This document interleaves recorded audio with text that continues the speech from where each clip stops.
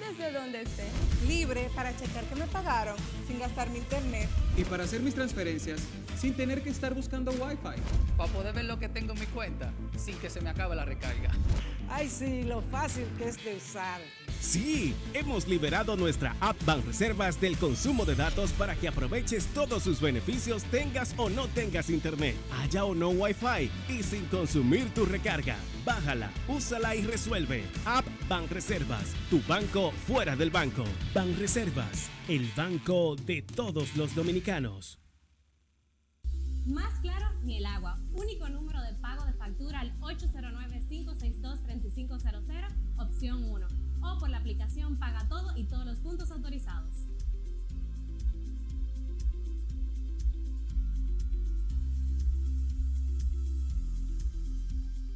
La República Dominicana es un territorio rico en recursos naturales que por décadas ha acumulado los resultados de la desprotección. Desde el 16 de agosto de 2020, estamos relanzando el Ministerio de Medio Ambiente y Recursos Naturales.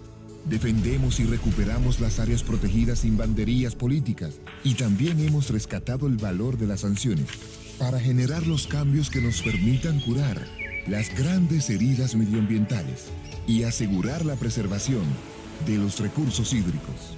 Ministerio de Medio Ambiente y Recursos Naturales.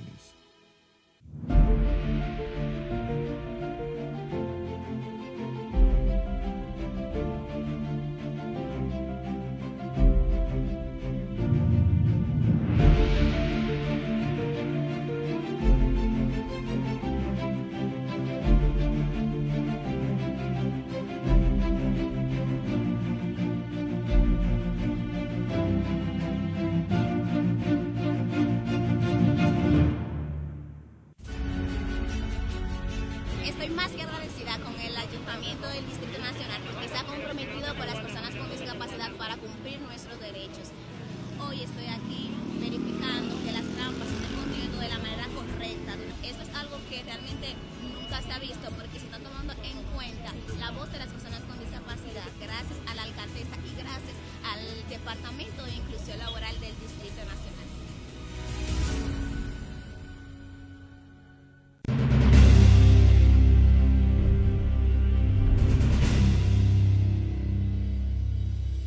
Sin lugar a dudas que el tema que ha trascendido durante esta semana que concluimos ha sido el de los abusos policiales a raíz de la muerte del joven David de manos de, o al parecer, porque todavía no se han aclarado estos sucesos, en un destacamento al cual llegó con vida y posteriormente, unos días después, entre muchas conjeturas y polémicas sobre este caso, pues el joven perdió la vida. Perdió la vida. Estaba aparentemente, fue lastimado, fue golpeado, se habla hasta de una posible tortura. Pero lo penoso es que a este caso, en menos de 20 días, este caso se sumó a otro proceso que había acontecido en el interior del país. Pero además recordamos los casos de la pareja de esposos evangélicos que venían en su vehículo, que fueron detenidos y acribillados también por miembros de la policía. Y si seguimos, la lista es muy larga. Tendríamos quizás que hacer un programa para mencionar todos estos casos de abuso de poder y exceso policial. Recordarles desde aquí que no importa inclusive la magnitud del hecho o del delito que haya cometido un ciudadano, los derechos fundamentales deben prevalecer en todas las etapas de un proceso. Lamentablemente, David no tuvo tiempo ni siquiera de ser explicado de por qué se le detenía, no tuvo la oportunidad de ver quizás la posibilidad de explicar lo acontecido, simplemente su vida le fue arrebatada. Yo creo que en este proceso donde hablamos de una reforma policial, donde ha sido uno de los temas, de hecho, de promesas de campaña de este gobierno, y que se ha visto la intención del presidente Luis Abinader de dar un giro a la policía. Hay una comisión nombrada incluso a estos fines. Y se ha hecho reciente, el pasado viernes, se ha puesto de manifiesto una serie de medidas que van a buscar reducir este tipo de abusos en los destacamentos. Pero solo quiero reiterarles y recordarles que ya parte de esas promesas o de esos puntos que fueron expuestos, como el tema de instalar cámaras en los destacamentos, había sido anunciada hace muchos meses. Quizás si se hubiese pasado de la palabra a la acción, este caso se hubiese podido evitar, porque sabemos que las cámaras juegan un papel persuasivo en todos los procesos. Ojalá que se logre no solo una reforma policial, sino una profilaxis a lo interno de este organismo que está llamado a imponer y establecer el orden entre los ciudadanos, y que les recordamos que no son fuerzas militares. Los policías tienen una función muy particular y ciertamente la delincuencia ha crecido. Sabemos que es importante tener una policía que tenga respeto, que tenga credibilidad, y esto se ha perdido en los últimos años. Aboguemos por una reforma, pero una reforma que sea efectiva y que pasemos ya de una vez y por todas de la palabra a la acción. Nuestra solidaridad con los familiares y seres queridos de estas personas que han fallecido en estas circunstancias. Ahora iniciamos de inmediato la entrevista con nuestro invitado de hoy, Daniel Iboscus.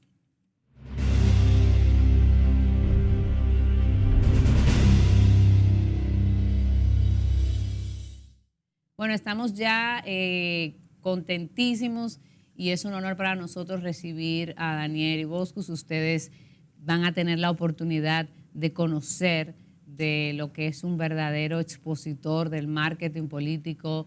Fue también diputado, concejal, tiene una larga y vasta experiencia en los temas que vamos a abordar, y para nosotros es un gran privilegio presentarles y recibir en opiniones a Daniel Iboscus. Buenas noches, Daniel, bienvenido. ¿Qué tal? Muy buenas noches, Lenis. Muchas gracias por la invitación. Ante todo, quiero felicitarte por la majestuosa disertación que presentaste durante la semana en el Congreso, organizado por la Junta Central Electoral. Toda la audiencia allí quedó fascinada con la presentación, incluyéndome. De verdad que te felicito, gracias, admirable.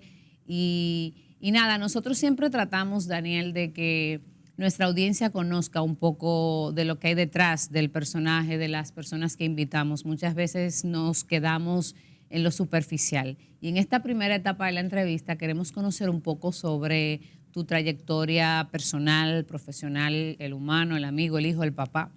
Y qué quizás fue eso que te motivó a incursionar tan joven en el ámbito político. Bueno, la verdad que sí, uno desde muy chiquitito viví la política. En mi casa siempre, desde mis abuelos, mis padres vivieron dentro de la política. Ya mis abuelos y mis tíos fueron embajadores en el Vaticano de Argentina, senadores de la República. Mi padre fue 3 veces alcalde de la ciudad de San Martín, donde vivo. Fue senador, mi madre fue diputada también nacional, varios cargos después ejecutivos. Y así que de muy chiquitito me fui metiendo. Es genético. Sí, hay mucho de genética, aunque hay cosas que han hecho cortocircuito en la genética a lo largo del proceso también, pero me metí mucho durante 20 años de manera consecutiva, siendo electo en distintas elecciones, y llegó un momento donde me apasionó mucho más el involucramiento en la comunicación, en asesorar gobiernos y candidatos en distintas partes del mundo, y eso empezaba a ser ya incompatible con mi tarea política, porque más de la mitad del mes no estoy en Argentina. Entonces eso iba generando complicaciones hasta que hace algunos años atrás tomé la determinación de volcarme de lleno a la consultoría política, a la organización de la Cumbre Mundial de Comunicación Política. Ya vamos a hablar de qué es eso. Y que es muy famosa. Yo he tenido el privilegio de participar en algún evento de lo que han organizado, y de verdad por eso reitero que es un privilegio tenerte aquí en Opiniones. No, la Cumbre nace en todo esto cuando empezamos con la consultoría, de decir, bueno, ¿por qué alguien que quiere capacitarse, que quiere formarse con los principales estrategas o referentes de la industria de la consultoría política tenía que viajar a Washington y pagar sumas exorbitantes, con lo cual era muy restrictivo? Cuando empezamos a hablar con varios amigos acá en República Dominicana, que ya hace muchísimos años, con Nidia Paulino, con Tony Valerio, decimos, ¿cómo podemos hacer para atraer eso, democratizar el conocimiento y que mucha más gente pueda acceder? Y en vez de ver a 7, 8 docentes, traer 300. Al principio creían todos que estábamos medios locos, ¿no? Y bueno, lo logramos hacer dándole masividad y pensando de hacer 3 días de entrenamiento intensivo con 7 salas simultáneas donde la gente puede elegir qué es lo que le gusta, en qué se va a capacitar. ¿Cuáles temas le interesan? ¿Cuáles temas? Arma su propia agenda y durante 3 días vive la política y eso y la comunicación. Y después hay etapas de seguir haciendo diplomados, maestrías, talleres, formación, in-house de un partido, de un gobierno. Y la verdad que nuestro aporte no tiene que ver con una lógica partidaria, ¿no? O entrar en la disputa partidaria. Sí, a los partidos políticos, a los líderes, a los candidatos, armarle equipos competitivos con entrenamiento, con capacitación, con las experiencias recientes que estamos viendo en el mundo, lo que está pasando y cómo cambió la comunicación política, la debilidad de los liderazgos en el mundo a partir de la irrupción de la pandemia, y eso es lo que hacemos en la cumbre. Así que muy bien. fuimos mutando, digamos. ¿Por qué ese cambio? O sea, ¿hubo algo durante tu ejercicio como funcionario público, como diputado, como concejal, que te hiciera desvincularte, o esa decisión solo está orientada a una pasión en la comunicación? No, en realidad uno nunca, el que está en la política nunca se desvincula de completo. Yo lo que sería es desvinculación de aspirar a un cargo o participar activamente en la vida política de un partido. Política partidaria, digámoslo así. Ahora, relación tengo con varios de los partidos de Argentina, trabajo con varios de los partidos de Argentina en distintos proyectos, pero no, yo creo que fue esa ambición de no quedarte solamente con un contexto. A mí me enriquecía mucho cuando conocí otras realidades, cuando uno puede opinar. Y bueno, ya llevamos como 9 o 10 países donde hemos participado en procesos electorales de manera activa y eso me fue motivando mucho más de poder acompañar a líderes a que cumplan sus objetivos, a líderes a llegar a ocupar esos cargos, a hacerlo de manera personal para mí con una carrera política. Y lo otro me motivó mucho más, me generaba una adrenalina mucho más fuerte y bueno, nos volcamos de lleno al tema de la consultoría. Si tienes que sopesar, leyendo sobre ti, te apasionan o tus grandes pasiones son la política y la comunicación. Creo que fue en el Congreso que leyendo tu hoja de vida se destacó esta parte. Si tuvieras que elegir entre cuál de estas pasiones destaca más o te llena más, ¿cuál sería? No, a ver, lo primero, y es importante tu pregunta, no es que hay una o la otra. Esto es cuando a uno le dicen, bueno, pero ¿qué preferís? ¿El trabajo, tu casa? No, son cosas distintas. Uno trabaja donde tiene que trabajar y en la casa está para la casa, digo, ¿no? Y una cosa complementa a la otra, porque si no trabajas, pues no puedes atender los compromisos de la casa. Y la política complementa a la comunicación. La pregunta es distinta. Yo lo que creo ahora que no quiero estar en la vida política partidaria aspirando a un cargo. Pero eso es por ahora. Si a futuro se te presentase la oportunidad de que, por ejemplo, Daniel, este partido, y de hecho en tu país, que ha habido muchos cambios bruscos de un cambio de poder, de que sale una familia hegemónica de la Casa Rosada, llega otro estilo, lo que pasó recientemente, la crisis económica, y necesitan una persona con esa capacidad que tienes. Y te dicen, Daniel, te necesitamos como nuestro candidato presidencial de las elecciones próximas en Argentina. ¿Qué pasaría? No voy a tener ningún cargo público más en la Argentina, ni de candidato, ni de funcionario, ni de ministro, ni de cosas que me han surgido a lo largo de estos tiempos, pues ya es una decisión. Y cuando uno toma decisiones como modelo de vida de lo que quiere hacer y su proyección, son decisiones. La verdad que no reniego de la política porque durante 20 años yo no podría estar haciendo lo que hago y sentarme con líderes en todo el mundo sin haber sentido lo que es estar del lado de la política, lo que se sufre, lo que se siente, lo que se atraviesa, la doble realidad que a veces viven los microclimas políticos, los círculos que se encierran en sí mismos. Cuando uno vivió eso, puede hablar desde otra manera. Y en ese recorrido hemos tenido la posibilidad de entrar a países de Europa. Más mi objetivo está mucho más en ir a otros continentes, conocer otras realidades y ayudar a líderes a poder transformar realidades y que se vean comprometidos con su lugar. Digo, bueno, eso es lo que quiero hacer los próximos años, a lo que nos estamos dedicando con un gran equipo de personas en los distintos países. Pero no, la verdad que esa ambición de estar adentro de la política, yo cumplí una etapa de 20 años y para mí cuando la etapa se termina, se terminó. Tu experiencia en la función pública, ¿cómo la pudieras definir con una palabra o si pudieras comentarnos alguna anécdota que entienda especial o particular? A mí me hizo cambiar la visión de un montón de cosas, ¿no?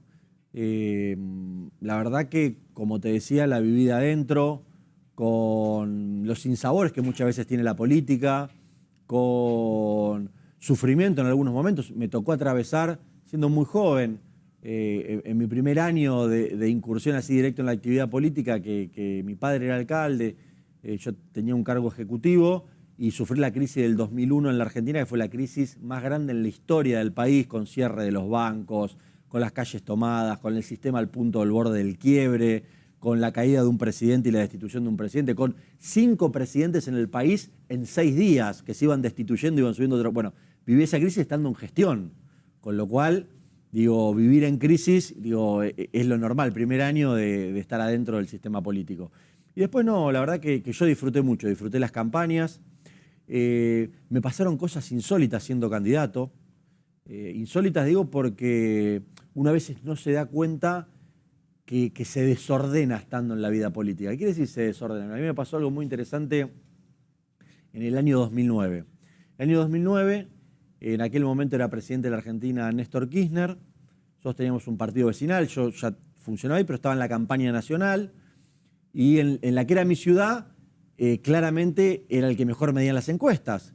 Y yo quería irme al gobierno nacional, y me piden que haga la campaña local, pero que sea el primer candidato local en la región, pero que además siga en la campaña nacional. Y yo estaba haciendo además el doctorado en comunicación al mismo tiempo. Wow, ¿cómo podías y viene contar? una crisis económica y se adelantan las elecciones en Argentina 4 meses por la gripe aviar. Yo primer candidato, participaba de la campaña nacional, pleno doctorado de comunicación, y un día, 30 días antes de la elección, pero 30 días, me levanto a la mañana, mudo, no afónico, mudo. ¿Y qué pasó? ¿Los nervios, tensión? Mudo. No, bueno, yo me levanto mudo, luego que sé me levanto mudo. Me acuerdo que llamaba de presidencia y me No decían, sabía. ¿dónde está Daniel? Yo para mí tenía cáncer, me moría la semana que viene, Dios mío. se había acabado mi vida, no quería saber más nada con la política ni con nadie. Y que sí, y no me olvido más, voy a un encuentro en aquel momento y el presidente me dice, no seas maricón, mañana te pones 3 inyecciones en el culo de Decadrón y vas a hacer el cierre de campaña. Yo hacía así, seña, me acuerdo que le decía, no quiero. Bueno, me di las 3 inyecciones, fue un acto con 3.000 empresarios, algo increíble, y me dice, y no va a hablar ni la presidenta de aquel momento ni tu padre que es alcalde, vas a hablar vos y voy a hablar yo. Somos los 2 candidatos, ok. Hablé con la voz media quebrada, bueno, hice lo que pude. Explicando que tenía un proceso, supongo, ¿no? No hay que explicar nada. En Ya. esas situaciones no hay que explicar. Tenés que entregarte e ir para adelante. Y no, pude hablar un poquito la voz quebrada, donde no me olvido más, porque me quedó grabado un discurso de 5 minutos y medio, cortito. Ganamos en ese momento la elección en la región, muy bien.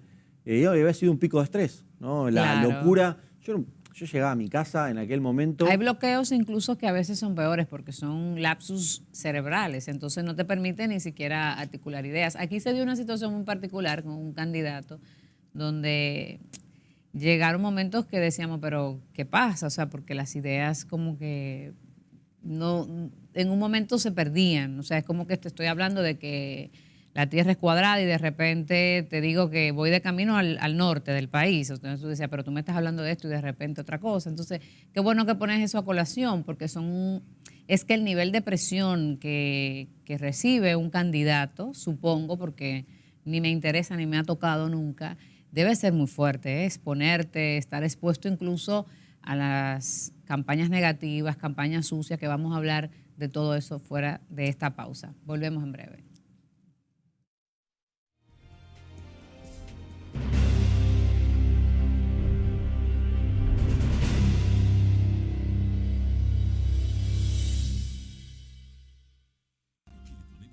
Nuestros hijos y nietos es una ciudad limpia, organizada y segura, con espacios para el sano esparcimiento. En Santiago de los Caballeros hemos superado la triste etapa de vivir en abandono y desorden. Es que Abel Martínez se propuso hacerlo como una meta de entrega y amor por su ciudad. La población lo ha logrado, lo ve, lo disfruta, lo vive y sobre todo lo ha entendido. Pero aún no terminamos. Seguimos trabajando.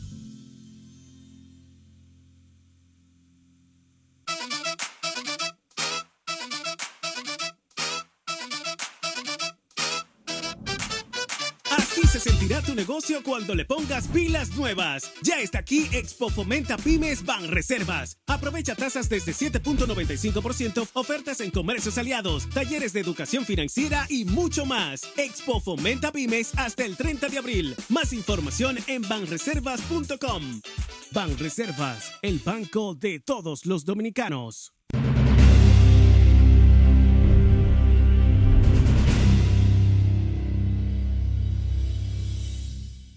Gracias por continuar en Opiniones. Recuerden nuestras redes sociales, @LenisGarciaG, @LenisOpiniones y nuestro canal de YouTube, Lenis Opiniones. Vamos introduciéndonos en esos temas de campaña sucia, campaña negativa. La gente muchas veces no entiende la diferencia entre una cosa u otra. Entonces sería oportuno que nos hable desde tu experiencia de estos dos contextos que se dan tanto en el ámbito político. Mira, parecen similares. Hablar de campaña negativa o campaña sucia, para la que nos está mirando en la cámara, dice, bueno, pero es lo mismo, negativo o sucio, no hay que hacer ese tipo de campaña. Eso se utilizan mal los términos. Lo real y concreto es que la campaña sucia se sustenta en las mentiras, en la difamación, en los ataques infundados, en tratar de desestabilizar candidatos, gobiernos, infectar las campañas electorales. Y muy distinto es la campaña negativa en un proceso electoral donde hay que hablar de todo. Yo voy a tratar de hablar los temas que me favorezcan a mi candidato y voy a tratar de discutir temas que no le favorezcan al otro candidato. Y es el momento de la campaña electoral de discutir. No hay que tenerle miedo. Ahora, yo sé que una determinada persona ha administrado mal su empresa, ha fundido la empresa, tiene relaciones con personajes indeseados, tiene compromisos con determinados personajes, discutámoslo en la campaña electoral. O vamos a esperar a que él gane y que nos enteremos después de que accede a un cargo todo su prontuario pasado, pero hablando sobre hechos reales, fundados, y discutamos frente a la población cuál es la mejor opción para ser electo en un cargo. ¿Tú entiendes que es antiética la campaña sucia? No, la campaña sucia para mí es un delito, no es una cuestión solamente de ética. Dejemos la ética de lado.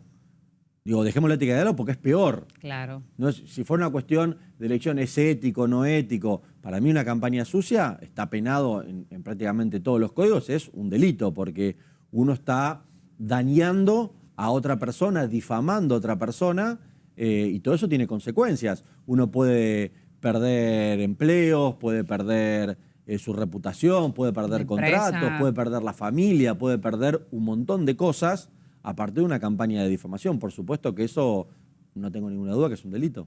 Totalmente de acuerdo.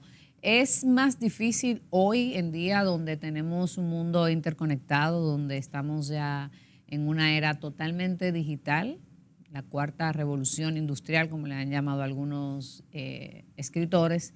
¿Es más difícil hoy que ayer incursionar y hacer vida política o siempre ha existido lo mismo, pero presentado en contextos diferentes? Yo creo que hoy es mucho más fácil para que personas nuevas ingresen a la política. Les es mucho más fácil.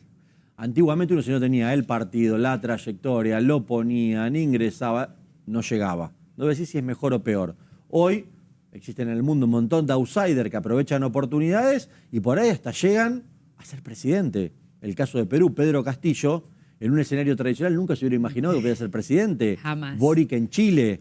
Hay Donald muchísimos. Trump en Estados Unidos. Bueno, es un sí, caso. en el caso de Trump es muy interesante la campaña, la que gana y la que pierde, ¿no? Digo, las dos son interesantes para el análisis, pero antiguamente era distinto. Lo que han cambiado son los formatos comunicacionales.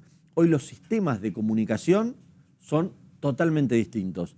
Cambiaron las audiencias, van cambiando los medios, las propias redes sociales tienen distintas lógicas, distintas formas de comunicación y que le cuesta muchísimo a las instituciones y a los gobiernos.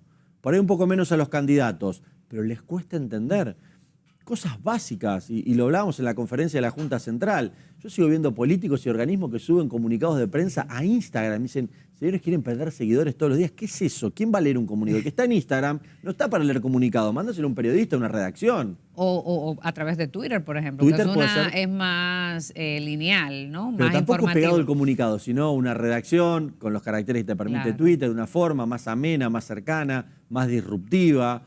Y después cuando dicen en qué redes sociales hay que estar, y en todas tenés que estar, donde haya público que pueda votarte o vos quieras comunicarte. Hoy los jóvenes, si no se enteran de determinadas cosas por TikTok, no consumen televisión, no consumen radio, no están en Twitter, no están en Facebook, ya se están yendo de Instagram también. Entonces, ¿cómo no voy a estar ahí? El tema es... ¿Dónde se están yendo los jóvenes ahora? TikTok. Snapchat. No, Snapchat es nació y murió rápidamente. Yo creo que Snapchat es una red social que está en extinción directamente. Y para la política directamente no tiene ¿Y sentido. Facebook? ¿Qué tal Facebook?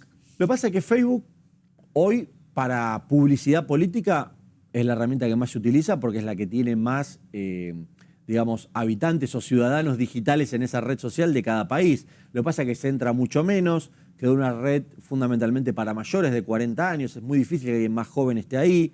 Inicialmente, cuando era el furor de los jóvenes Facebook, se van de Facebook porque empiezan a ingresar los padres y dicen, no quiero que vea mi papá lo que publicó. Lo que hay abuelos aquí. Se iban a Instagram y en Instagram ahora empezaron a ver y se empiezan a ir a TikTok. Y hay muchos hoy que están en Twitch. Twitch es una red para seguir porque están mucho más los gamers, las transmisiones, seguimientos, el ambiente del fútbol, de los deportes. Hay que tener una estrategia digital ordenada según cada red social que es muy distinta. Hablabas de líderes disruptivos o outsiders, como se les ha llamado. Y quería preguntarte, en tu experiencia y toda tu trayectoria en lo político y trabajando con líderes políticos, si hay algún líder en particular que te haya inspirado, que te impacte y por qué. A ver, hay muchos líderes que me gustan. Yo creo que Obama revolucionó la comunicación política, ¿no? Se ha utilizado mucho. Yo creo que Obama dejó dos legados en sus dos campañas presidenciales. En el 2008, y a mí me inspiró, ahora te voy a dar el ejemplo, porque lo voy a relacionar con República Dominicana.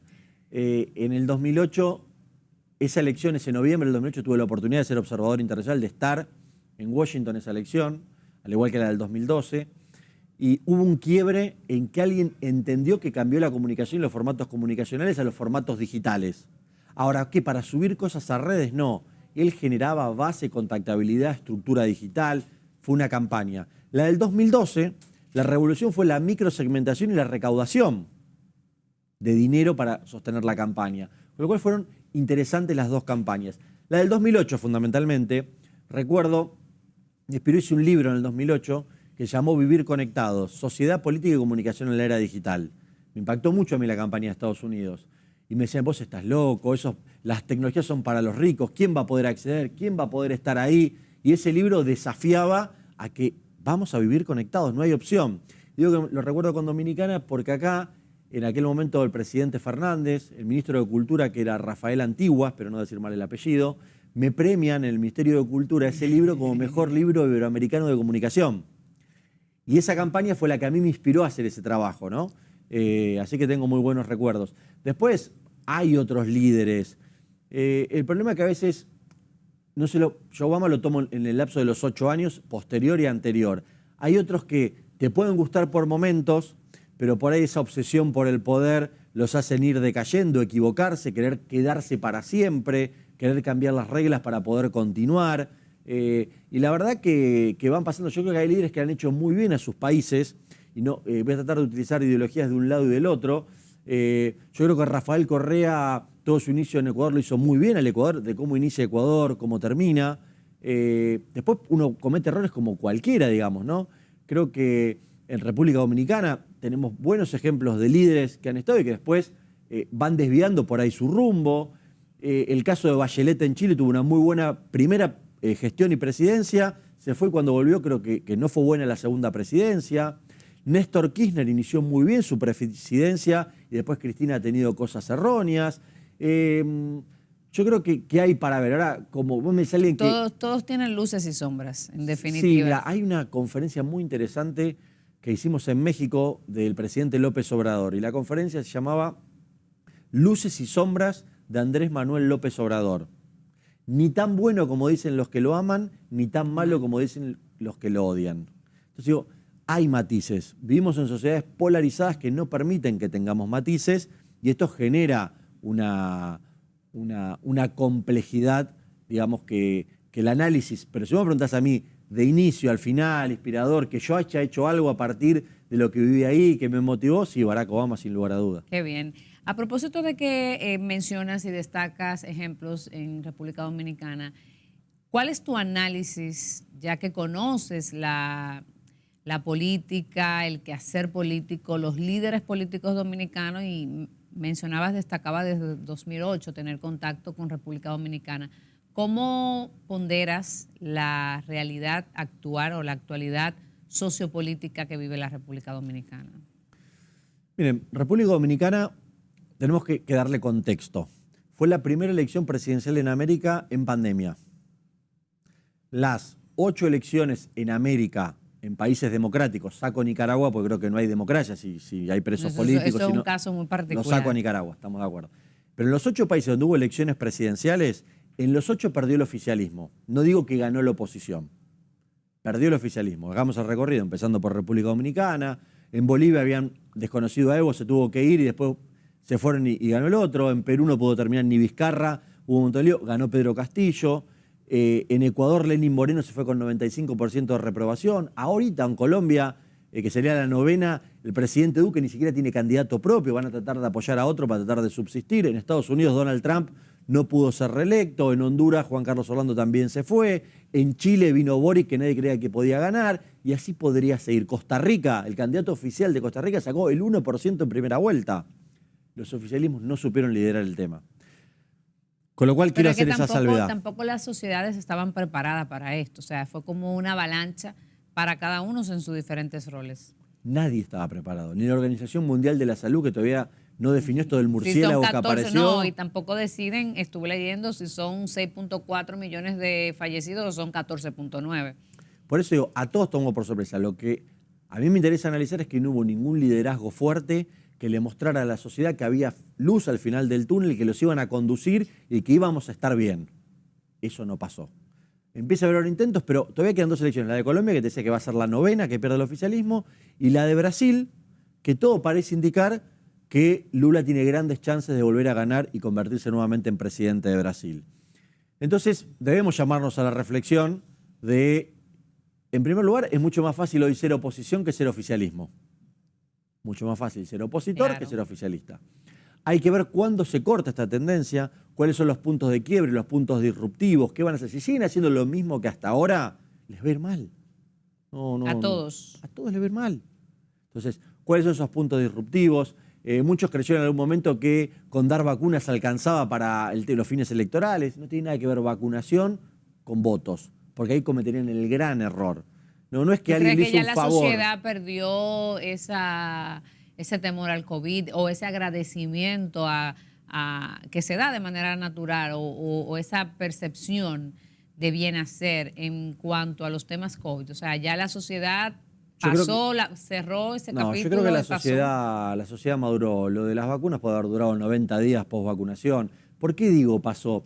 Señores, porque uno está en un gobierno y tiene la responsabilidad de gobernar y lo mínimo que puedes hacer es vacunar a tu gente. Si no puedes vacunar a tu gente, andate. ¿Para qué estás? No es que gracias por le dimos vacunas muchas. No, ¿qué es eso? Estamos todos locos. Gracias, ¿no? Para eso te votaron y para eso cobras un sueldo y para eso tenés una responsabilidad. Entonces, creo que hay desafíos que vienen por delante, muy importantes, que no es fácil.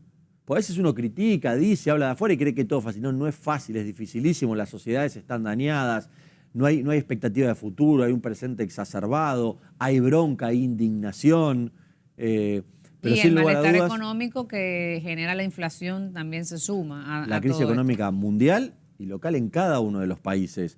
Ahora ¿cuál es tu plan de superación? ¿Cuál es tu estrategia para volver a poner al país por delante y entregar todo? Me decía una frase, me decía, dalo todo, ¿no?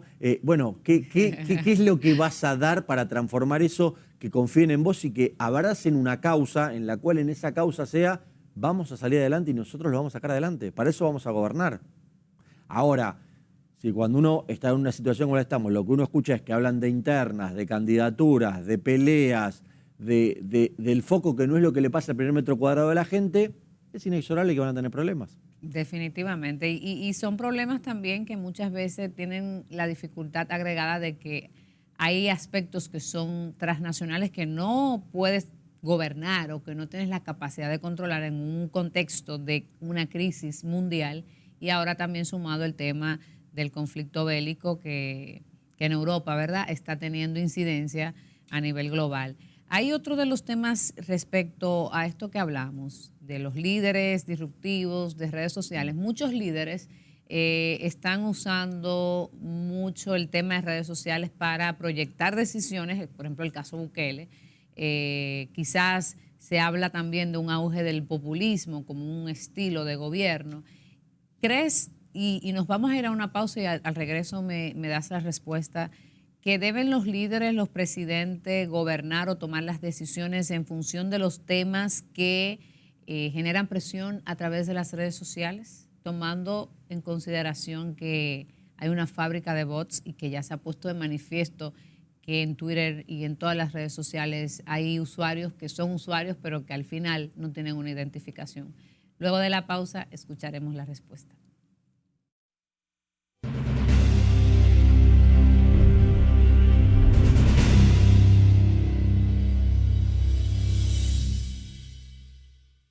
Libre para poder pagar la uni desde donde esté. Libre para checar que me pagaron sin gastar mi internet. Y para hacer mis transferencias sin tener que estar buscando Wi-Fi. Para poder ver lo que tengo en mi cuenta sin que se me acabe la recarga. Ay, sí, lo fácil que es de usar. Sí, hemos liberado nuestra app Banreservas del consumo de datos para que aproveches todos sus beneficios tengas o no tengas internet, haya o no Wi-Fi y sin consumir tu recarga. Bájala, úsala y resuelve. App Banreservas, tu banco fuera del banco. Banreservas, el banco de todos los dominicanos.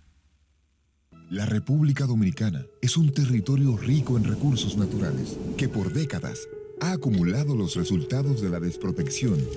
Desde el 16 de agosto de 2020, estamos relanzando el Ministerio de Medio Ambiente y Recursos Naturales. Defendemos y recuperamos las áreas protegidas sin banderías políticas y también hemos rescatado el valor de las sanciones para generar los cambios que nos permitan curar las grandes heridas medioambientales y asegurar la preservación de los recursos hídricos. Ministerio de Medio Ambiente y Recursos Naturales.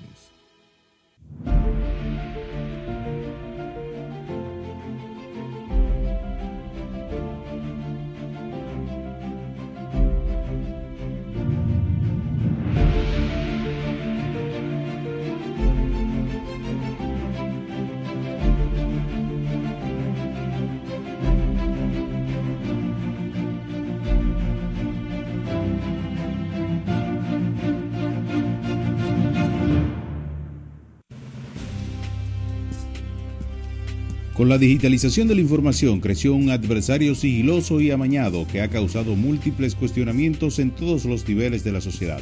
Hablamos de la desinformación que, junto a la manipulación, se han vuelto potentes herramientas para estrategias de comunicación e información. En los 5 o más vamos a conocer cuáles países latinoamericanos son altamente impactados por este negativo fenómeno. Número 5. México. La manipulación y desinformación son los puntos claves en el manejo de las tácticas empleadas por la política y el narcotráfico en esa nación americana. Siempre se ha conocido que México es uno de los países más hostiles del mundo para ejercer el derecho a la información.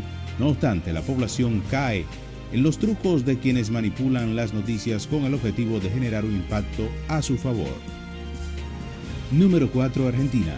El fenómeno de las noticias falsas de forma deliberada se produce en esa nación con el objetivo de manipular la opinión pública. Sectores políticos son los que mayormente recurren a esas tácticas como herramienta de favorecer sus corrientes o crear daño a sus contendores, vulnerando de ese modo la institucionalidad y la democracia.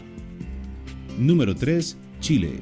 A pesar de que este país ha tenido avance significativo en materia de luchas populares, la manipulación de la información es un poderoso enemigo al que todavía no han podido hacer frente. Alrededor del 70% de su población aún se enfrenta a este sigiloso contrincante que vulnera y pone en juego las garantías y libertades que a diario exigen. Número 2. Perú. Con los peruanos pasa similar que con los chilenos. Alrededor del 79% de su gente tiene dificultades para identificar las noticias falsas. Este pueblo, con un complejo sistema político, también sufre altamente por las manipulaciones de la información, principalmente de sectores que dirigen o aspiran a dirigir los destinos de ese país. Finalmente, en la posición número 1, Brasil. El gigante latinoamericano es quizás el mayor referente de manipulación de la información por parte de los poderes públicos y organizaciones políticas. Los brasileños consideran que el manejo de las noticias, especialmente las digitales, es poderosamente influenciado por intereses sectoriales que buscan objetivos colectivos ajenos a los del pueblo. Esa misma población considera que se debe estar alerta ante las posibles manipulaciones o censuras promovidas por sectores de gobierno que buscan la permanencia de Jair Bolsonaro en el poder por otro periodo. En países como Cuba, Venezuela, Haití y Nicaragua también existen condiciones de alta vulnerabilidad debido a niveles exagerados de represión y manipulación de la información, o en el peor de los casos, control absoluto de los métodos de difusión. Bueno, muchísimas gracias. Como pudimos ver, el contenido de Los 5 Más trae un tema que es parte central de esta entrevista y qué bueno que a través de este resumen se pudo introducir un tema tan vital como es la desinformación y otro que quiero que abordemos que son los fake news, que van muy relacionados. Tu parecer sobre este resumen de los países donde hay más incidencia de desinformación y cómo está influyendo la desinformación en la toma de decisiones electorales. Bueno, el ranking hay que ver de dónde surge o cómo surge para poder determinar eso. A priori creo que es un problema global, ¿no? Más allá de los números que puedan marcar o cómo se determina eso. Es bastante más complejo. Creo que en México, en Argentina, en Chile, son varios países donde hay organismos de control y de detectar noticias falsas, con lo cual es más fácil hacerlas visibles porque hay, digamos, control. En Argentina se llama chequeado.com y uno entra a chequeado, pone una noticia y te dice, no, bueno, es fácil de controlar y por eso hay mucho más a la luz. Hay que analizarlo bien el ranking. Lo que digo es que en todos lados, son los temas que debatimos y que presentamos en el evento en el Congreso de la Junta Central Electoral, de un desafío que es la desinformación. La desinformación no es solamente en lo electoral, la desinformación genera desastres, contaba una experiencia de una periodista que por solamente estar en contra del gobierno y tratar de bastardear el tema del COVID, dijo, frente a una recomendación de la Organización Mundial de la Salud, tomó cloro en vivo. Al día siguiente se murió una persona por tomar cloro, ¿no? Pero Entonces, Donald Trump habló de esto también cuando la COVID, o sea que hay que darle su cuota de responsabilidad. pero por supuesto, muchos tienen responsabilidad. Esa es otra desinformación, que es la desinformación desde medios oficiales o desde instituciones públicas, que también existe, solamente para tratar de manipular. La realidad es que hay que tener una estrategia de superación. ¿Por qué? Porque si no va a dañar procesos. Vengo de Ecuador de trabajar el mismo tema con el Consejo Nacional Electoral, ahora con la Junta Central. Hay que defender los procesos de elección. ¿Por qué? Porque generalmente el que pierde le tiene que echar la culpa a alguien. ¿Y quién es lo más fácil? Que la elección no funcionó, que los candidatos. Entonces ensucian el proceso, ensucian la democracia. La democracia tiene que estar por delante de todo. Estas son las reglas. Respetemos las reglas. Después va a haber ganadores y perdedores. Es muy difícil que alguien reconozca que se equivocó o que por perdió. culpa propia. Y ahí empiezan, y después es el ataque o tratar de eliminar a los adversarios. Yo contaba en cómo está funcionando hoy la publicidad y la desventaja de periodistas y medios de comunicación frente a los grandes de las empresas tecnológicas. ¿Cómo puede ser que haya regulación para la televisión, para la radio, para los periodistas y que en las redes sociales puedan hacer cualquier cosa, cualquier disparate encapuchado? Yo vengo a la televisión, tengo que venir, ¿quién soy? Tú me invitas, tú eres la periodista. Y te estás viendo. No es que hay vengo una encapuchado imagen. y empiezo a hablar mal de la gente. Y las informaciones tienen un responsable, que es quien las emite en este caso. Yo siempre he abogado por la regulación de las redes sociales. Recuerdo que escribí un artículo hace unos años para una revista y me acabaron. Yo estaba en los medios, que cómo es posible que una persona abogada, comunicadora, hable de regular las redes sociales, que eso es tentatorio contra el derecho fundamental de la libertad de expresión. Perfecto. Tú tienes derecho a expresarte, pero también tienes que cuidar lo que expresa, que no me dañe. El respeto al derecho ajeno es la paz, ¿verdad? Entonces, partiendo de ahí, hay una desventaja, digamos, hasta en el ámbito del comercio, hay una competencia desleal entre lo virtual y lo tradicional. Las empresas virtuales en su mayoría, informales, no pagan impuestos, pero sin embargo el que está de este lado sí tiene que pagar. Entonces, Mira, son Denis, muchas esto- cosas que hay que regular. ¿Tú estarías de acuerdo con que se regulen, se pongan reglas claras Yo en el soy, uso de las no, yo redes soy sociales? un instalador, propulsor, instigador de la regulación. Lo que pasa es que hay una confusión. ¿Qué es regular las redes Debemos sociales? unirnos. No, pero ¿qué es regular las redes sociales? Pues si no, confunden todos los que hacen campaña sucia, que es el negocio multimillonario de las redes sociales, hacer campaña sucia, difamación. ¿Qué es lo que hacen? Utilizan esos mecanismos para iniciar las campañas de ataque. Cuando nosotros hablamos de regular, no es regular al usuario. Si tú te llamas tu nombre, tu apellido y te haces responsable de lo que dices, decí lo que quieras, sin límites. Después hacete responsable de lo que Claro. vos decís. Pero Asume libertad tus absoluta, consecuencias. libertad de expresión, libertad de difamación con personajes mentirosos. ¿Por qué te crees que hace una semana Twitter se vendió en 44.000 millones de dólares? Argentina, en las reservas del país, tiene 43.000 millones de dólares. No podría Entonces, comprar no Twitter. Un país no lo podría comprar. ¿Por qué? Y hace más de un año dijeron que no se puede hacer más publicidad política, ni de gobierno, ni de candidatos en Twitter, como una gran medida de transparencia política. Porque toda la campaña sucia se hace por ahí, todos los políticos, gobiernos, candidatos, partidos están ahí tratando de dañar al otro. Lo que no pueden decir en público, lo dicen ahí. Pero eso también se traspasa al ámbito personal, a figuras del espectáculo, funcionarios cualquiera. públicos, a todo. ¿Cómo impactan las fake news, que es parte de esto, en los organismos electorales, por ejemplo, y en las tomas de decisiones desde los gobiernos? Impactan. Cuando se instalan hacen daño. Entonces, obviamente que impactan porque generan en el ecosistema de comunicación un problema. Porque muchos creen que en los tiempos actuales alcanza a contener la verdad. Y lamentablemente es importante, por supuesto, pero no alcanza a contener la verdad. Hoy lo que importa es la percepción. Y una mentira puede terminar siendo la verdad distribuida en toda la sociedad.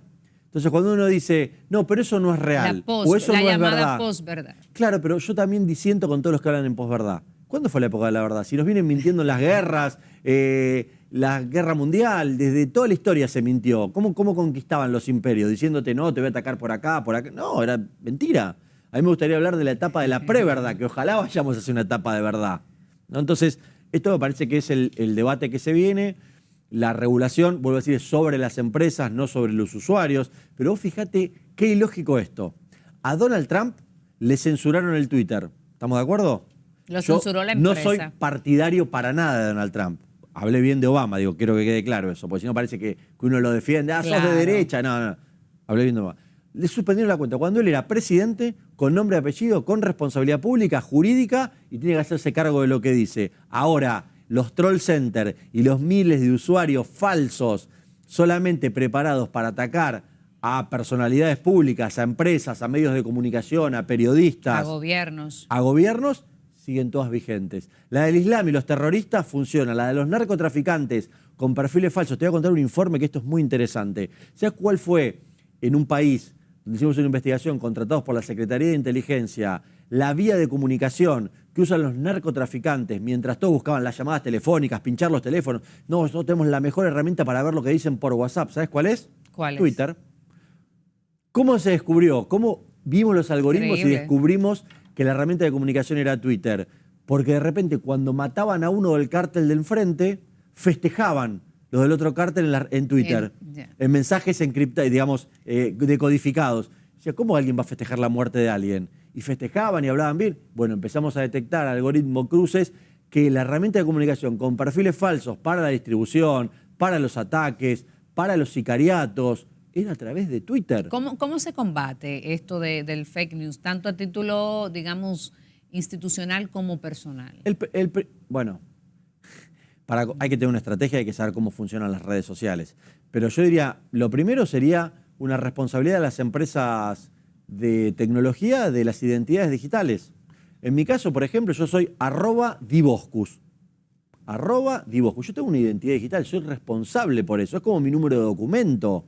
Entonces, yo quiero ver el que me ataca, el que dice barbaridades. Me pasó acá cuando hablé de regular las redes sociales, 2 o 3 trolls dominicanos se iban a decir la ñaña, no sé, ni entendía las palabras que decían, pero cualquier cosa pusieron.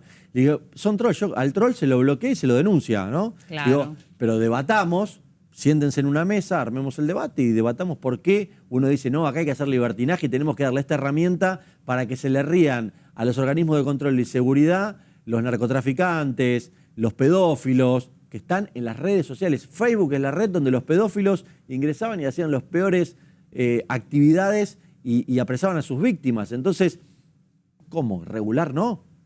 Claro, hay que poner límites. Finalmente el tiempo se nos agota y como comunicador sabes la importancia de esto. ¿Qué les recomiendas a aquellas personas que nos ven, que tienen quizás el interés de incursionar en el ámbito político y tienen quizás temor porque sienten que pueden ser atacados, etcétera? O sea, ¿cuál es tu recomendación? Primero, que todos los que están afuera entren todos a la política, porque si no la política entra a tu casa, ¿no? Con la educación, con la salud, con la economía.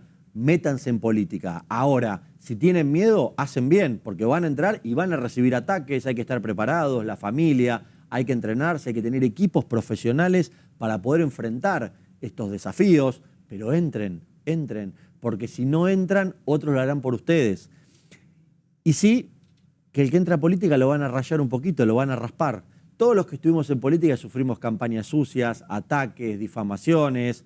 Bueno, uno se le va haciendo la piel un poquitito más gruesa, ¿no? Ahora, lo que sí hay que tener es una estrategia de superación, hay que saber cuándo responder, cómo administrar los silencios, cómo tener un equipo profesional, cómo entender el funcionamiento del ecosistema mediático actual que está muy entrelazado entre los medios tradicionales, lo digital y las campañas territoriales. Muy bien, muchísimas gracias, Daniel. Yo sé que estarás pronto en República Dominicana en un gran evento. 3 y 4 de agosto, estás invitada y toda la audiencia. Muchísimas gracias. Congreso Iberoamericano de Comunicación Política en República Dominicana, una oportunidad que cualquiera que le interese la política tiene que estar ahí el 3 y 4 de agosto. ¿Dónde pueden buscar información sobre este evento? www.cumbrecp.com o con todo el equipo acá de República Dominicana, del Grupo DIER, que trabajan día a día para hacer el mejor evento y traer más de 150 conferencistas internacionales a 2 días de inversión en capacitación y formación política. Excelente. Daniel, muchísimas gracias. Les dije que teníamos un invitado de lujo y una conversación que sin lugar a dudas ha dejado mucho y que no podían ustedes perderse. Muchísimas gracias y gracias a ustedes por acompañarnos cada semana. Recuerden que aquí la opinión es de todos. Hasta la próxima.